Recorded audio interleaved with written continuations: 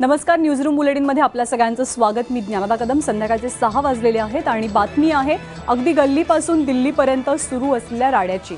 नेत्यांवरती झालेली दगडफेक, नेत्यांनी केलेली मारहाण आणि त्याचबरोबर नेत्यांवरती दाखल झालेले गुन्हे यामुळे आजचा दिवस जोरदार गाजलेला आहे। श्रीहरी आणि राज्याचे माजी महाधिवक्ता यांच्या गाडीवर काही वेळापूर्वी औरंगाबादेत दगडफेक करण्यात आली। मराठवाडा मुक्ती मेळाव्यासाठी आणि औरंगाबादेत होते, यावेळी सेनेनं त्यांच्या विरोधात निदर्शनं केली, तसंच घोषणाबाजी करत त्यांच्या गाडीवर हल्लाही केला।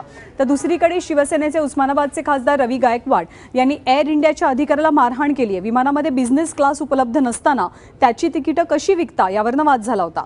तर दुसरीकडे साताऱ्याचे खासदार उदयनराजे भोसले यांच्यावर खंडणीचा गुन्हा दाखल झालाय। त्यांच्यावर लोणंद MIDCतील सोना अलाइज कंपनीच्या अधिकाऱ्याला मारहाण करून ऐवज लंपास केल्याचा आरोप आहे।